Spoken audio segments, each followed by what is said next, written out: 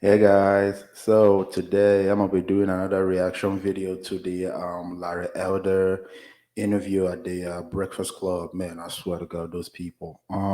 Anyway, yeah, this is a segment where they talked about they were trying to corner him, trying to ask him, saying that America is so racist that because they voted for Donald Trump.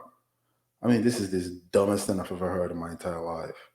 America is more racist than back in the day because they voted for Donald Trump. Let's check it out. Oh God, this is so stupid. 1997, Time Magazine and CNN hooked up together to do a poll on what black teenagers and white teenagers felt about racism. And both of them were asked, is racism a major problem in America? Both of them said yes. But then Time and CNN asked this question of the black teenagers. Is racism a big problem, a small problem, or no problem in your own daily life? This is 1997. 89% of them said small problem or no problem in my own daily life. In fact, twice as many blacks said failure to take advantage of available opportunities is a bigger problem than racism. That was Twice, 1997. 1997. Look it up. It's 2023 though. You think America's more racist now after the election and re-election of Barack Obama than it was in 1997? Yes, because of the election of MAGA, Donald Trump, 100%. Yes. Really? Absolutely. Well, how is it, Charlemagne, that Donald Trump got 8% of the black vote in 2016? He got 12% in 2020, a 50% increase. He got 20% of the black male vote in 2020. If MAGA is racist, how do you explain that Donald Trump substantially increased the percentage of black votes the Republican Party got? Sometimes people make. So why are you running against Trump then, Mr. Elder? Yeah, I'm not running against him. I'm running against Biden Harris. Any one of the Republican nominees we have would be better than what we have right now. I'm not running against him. I'm running to put forth the issues I just now mentioned that I've been talking about for the last few minutes. I want to ask you about that. After 4 indictments, 91 criminal charges, don't you think it would behoove the Republican Party to move on from Donald Trump? I think that the voters in the primary will make that decision. What do you think, though? I have no problem with I thought Donald Trump did an extraordinary job as president, especially for black people. Best economy ever. He did something about the borders. The people that are most hurt because of porous borders are black people living in the inner city, because most of the illegal aliens have little or no education. They end up living in the inner city. They compete against black people with high school or less for jobs. There are about 1 million fewer black people working than who would otherwise be working if it weren't for illegal alien labor. And illegal alien labor, according to a study done by the Civil Rights Commission, puts downward pressure to the tune of almost $2,000 per year on the salaries of black people living in the inner city. And Donald Trump gave us the most secure border we ever had. He also supported school choice. He also did the First Step Act, which allowed about 5,000 mostly black men with long criminal sentences, nonviolent, to have their sentences reduced an average of 70 months per. He pardoned Jack Johnson, the first black heavyweight champion. Even Barack Obama didn't do that. Yeah, he did an extraordinary job for black people. I think you're innocent until proven guilty, but I feel like President Biden had 4 indictments, 91 criminal charges. President Obama had 4 indictments, 91 criminal charges. Y'all would be telling them that they need to step aside and they shouldn't be running for president. Well, I wouldn't vote for Barack Obama or for Joe Biden in any case, no matter whether he had indictments or no indictments. I don't vote for tax spend, regulate liberals. You're a conservative, right? Obviously. No question. What initially made you gravitate towards being a conservative? I think it was my father. My father was a lifelong Republican, and my father always told my brothers and me the following: Democrats want to give you something for nothing. When you try and get something for nothing, you almost always end up getting nothing for something. And my dad, I told you about his background. He told my brothers and me that hard work wins. You get out of life what you put into it. You cannot control the outcome, Larry, but you are 100% in control of the effort. Before you moan or groan about what somebody did or said to you, go to the nearest mirror, look at it, and ask yourself, what could I have done to change the outcome? And finally, Charlemagne, my dad told my brothers and me this: no matter how hard you work, how good you are, sooner or later, bad stuff is going to happen to you. How you deal with those bad things will tell your mother and me if we raised a man. I wrote a book about my father's life. It's called Dear Father, Dear Son, 2 Lives, 8 Hours. It's about an 8-hour conversation he and I had, where at the beginning of the conversation, I thought my dad was harsh. I thought he spanked us too often. We had a belt. In those days, from the South, you spank kids. And I thought my dad was way too harsh. And we had an 8-hour conversation. And by the time we ended, my dad got bigger and bigger and bigger, and Larry Elder got smaller and smaller and smaller. And I apologized to him. And it's a book that's changed a lot of people's lives. It's called, as I said, Dear Father, Dear Son, 2 Lives, 8 Hours. The paperback is called A Lot Like Me. Same book, but it's cheaper. Can you honestly say this is the Republican Party that you grew up on? This modern day GOP? Yes. The Republican Party pretty much has always stood for low taxes, low regulation, peace through strength, not strength through peace, and strong borders, and it still does. And when Donald Trump is gone, and he will be gone, even if he gets reelected, day after he gets reelected, he's a lame duck, the party will still go on. The principles will still go on. However, I do believe that many people in our party have spent and spent and spent, so that Ronald Reagan, my favorite president, when he entered the Oval Office, Charlemagne, when he left, government was bigger. It got bigger under George Herbert Walker Bush. It got bigger under W. It got bigger under Donald Trump. And the only way to restrain spending is with an amendment to the Constitution to fix spending to a certain percentage of the GDP, with exception for war and for natural disaster. Otherwise, we're going to get bigger and bigger and bigger. Let me use the word unsustainable. That's the word Barack Obama used to describe the so-called entitlements. Unsustainable was a word that Bill Clinton used to describe them. But nothing happens, because if you run claiming you're going to reform Social Security or Medicare, the other side is going to accuse you of not caring about the sick, the poor, the elderly, and you are going to lose elections. That's why government gets bigger and bigger and bigger. So we need a law to restrain spending. Otherwise, it's going to get bigger and bigger and bigger. And for young people like you, these programs are not going to be there.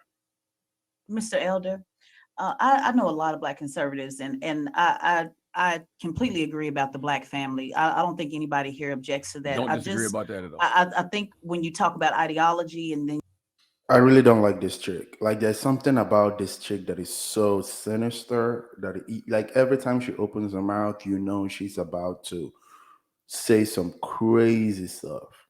Like, I just don't like this chick, bro. She's very disingenuous, always trying to corner you. She's never having an honest conversation. She's just always being combative, being argumentative. It's not even an interview. She just wants to score points. This is stupid. Anyway, let me just. and you mix in parties and then personalities, it gets kind of confusing. And, you mentioned yourself not to moan and groan, that as long as you work hard, all is well. And I think where the conflict is coming in is you did moan and groan about how the Republicans treated you. You did moan and groan about Governor Newsom and, asking for a recall. You did not leave that up to the voters. You are moaning and groaning when it comes to Donald Trump and how he's being treated. So it just seems to be a hypocrisy. And I don't know if the message would land a little bit better if there was some fairness across the board on Democrats and Republicans. I'm an independent, by the way, and I think both parties are trash. And I think all of us here, see both sides. And that's the part that's just not landing for me. There seems to be an unfairness on both sides with you. Well, not too surprising. Both of them are trash. But if you ask them whether they have voted for any Republican ever, if they have voted ever for a Republican, they will tell you no. They all vote Democrat, but both, Democrat and Republican are trash. This is very disingenuous. You're voting for Democrat. You've always voted for Democrat. Regardless, you're voting for Democrat. So stop this stupid talk, because it's an insane talk. Democrat, Republican are trash. No, you think that Republicans are trash because you always vote Democrat. Anyway, let's continue. I don't agree with your analysis. How is it that I did not leave the recall to the voters? What do you mean by that? What do you? You said I didn't leave the recall to the voters. No. I said you moaned and groaned about it. You said it should be recalled, correct? Correct? I said Gavin Newsom should have been recalled, yes. Right, that's moaning and groaning. Well, actually, it's taking advantage of what's in the California Constitution, which is when a certain percentage of voters sign a petition to recall a politician, there can be a recall vote, and there was one, as there was in 2003. We recalled the governor then, and there was in 2021 when I attempted to recall Gavin Newsom. That's part of our democratic process in California. Absolutely. We agree with that. I'm going to your statement when you said rather than moan about it a little while ago, you said rather than moan about it, I'm just going to keep doing the hard work. And so I'm just saying that technically is moaning about it because the governor's the son. That's my point, sir. I don't follow exactly what you're saying. I really it's okay. I didn't expect you to. Yeah, but it's I'm one moment. I'm a little slow sometimes.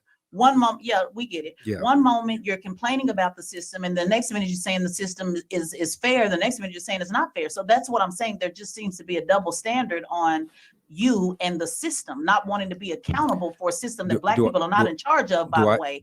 Of not wanting to hold both sides accountable when it comes to the system. Do I believe Hillary was treated differently and Joe Biden treated differently than Donald Trump is being treated? Yes, I do. Is that an indictment about whether or not America is systemically racist? No, it is not. Those are two totally different things. Yes, you're trying to merge the two, but they're two totally different things. I agree with you. They're two different things. No, we're agreeing. We're agreeing. They're two different things.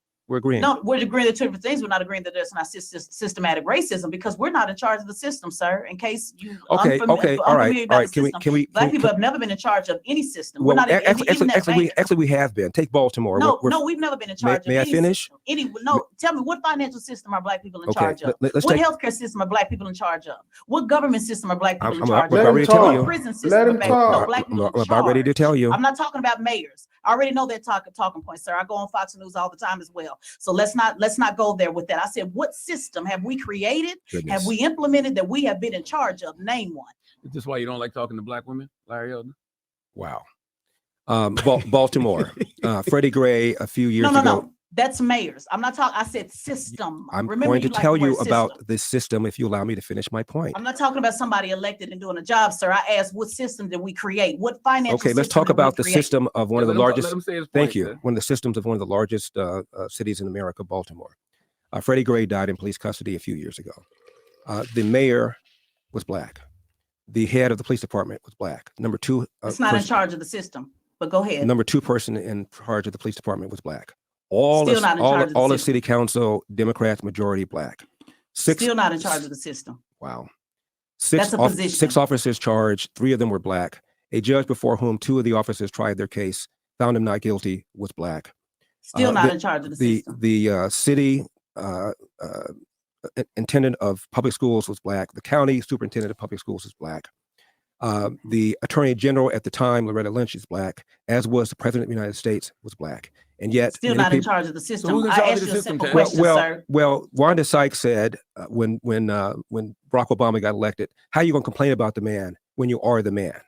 Now, from the president to the attorney general to the state attorney to the mayor to the head of the police department to the commissions of the schools in the city and in the county to the majority of city council in that city, all of them are Black. And you're still saying that we don't run anything? So who's in charge of the system? No. I said who created the system. I didn't say we didn't run anything. I challenged a lot of those Black leaders. What does she mean? If you run something, you're the system. If you're in charge of something, you're the system. How insane is this woman? Like, how insane you gotta be. If you're in charge of something, you are the system. You control how everything goes. Starting from the top, from the president coming all the way down to, I mean, this woman, she's just trying to find something to argue. I'm telling you, this whole interview is just a clown show. I'm telling you, this is what it's like talking to liberals. This is insane. You are in charge, but you think you're not in charge. It's because of the program in your head, thinking that because of the color of your skin, you couldn't possibly be in charge. You couldn't possibly control anything. You couldn't possibly be in power. Even the president of the United States, when Barack Obama was the president, he was still sometimes sounding like a victim. You are in charge. Oh man, I'm gonna yeah, I'm gonna end the video right there. This is really crazy. This is crazy. Anyway, this is really insane, bro. This is like the Breakfast Club or whatever they call themselves. Yeah, that is just a clown show. I have never. If you saw what they did to Vivek, you saw what it was just so disingenuous. Ah man, I don't even know how people go over there. Like, I just don't know how. Like, anyway, if you like the video, please hit that like button, hit the share button, leave your comments down below. I always love to read them, and if you may, please subscribe. You have a good night.